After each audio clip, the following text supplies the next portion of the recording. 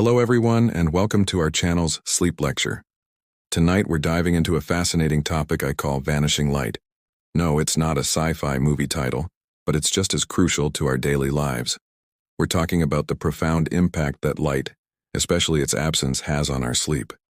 So grab a warm drink, get comfortable, and let's unravel the mysteries of our internal clocks. Have you ever wondered why you feel energized when the sun is out and sleepy when it gets dark? It's not just a habit. It's deep-rooted biology.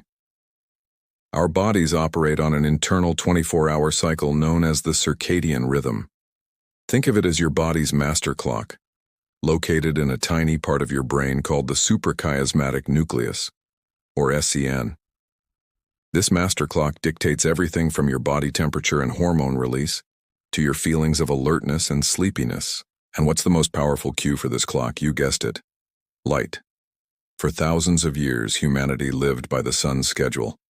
We rose with the dawn and rested after dusk. This natural cycle of light and dark kept our circadian rhythms perfectly synchronized. Light exposure during the day tells our brain, hey, it's time to be awake and active. It boosts cortisol levels, our natural alertness hormone, keeping us sharp and focused. But when evening comes and the light begins to fade, a different signal is sent. The vanishing light of dusk is a powerful trigger for our brain to start producing melatonin. Melatonin is often called the hormone of darkness because it's released in response to dim light and darkness, preparing our bodies for rest.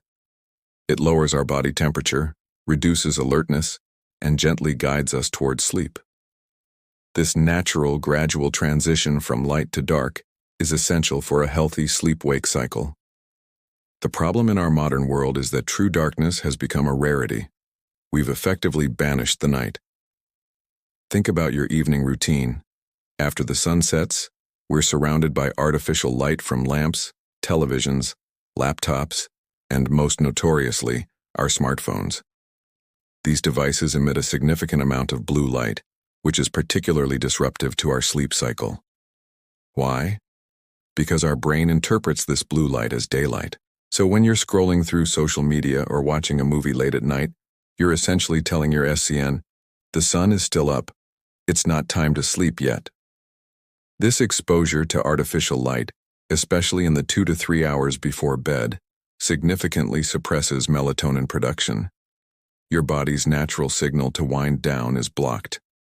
The vanishing light that's supposed to happen naturally is replaced by an artificial glare, leaving you feeling wired and awake when you should be getting sleepy. This constant light exposure effectively pushes our internal clock later, a condition sometimes called social jet lag. We might need to wake up at 7 a.m. for work or school, but our body, thanks to last night's light exposure, thinks it's still the middle of the night. This creates a disconnect, leading to that groggy, unrested feeling in the morning, difficulty concentrating during the day, and a persistent cycle of sleep debt. So what can we do to reclaim the power of vanishing light and reset our internal clocks? The solution lies in consciously managing our light environment. It's about creating a digital sunset. Just as the sun gradually disappears from the sky, we need to gradually dim the lights in our homes as the evening progresses. Start by making your bedroom a sanctuary for sleep. This means it should be cool, quiet, and most importantly, dark. Use blackout curtains or an eye mask to block out any intrusive light from street lamps or passing cars. Even the tiny standby light from your electronics can be disruptive, so consider covering them or unplugging them altogether. The goal is to make your sleep environment as close to pitch black as possible. Next, let's tackle the biggest culprit: screens. Implement a screen curfew at least 1 to 2 hours before you plan to go to sleep. I know this can be tough, but it's one of the most effective changes you can make. Use this pre-sleep period for relaxing, screen-free activities.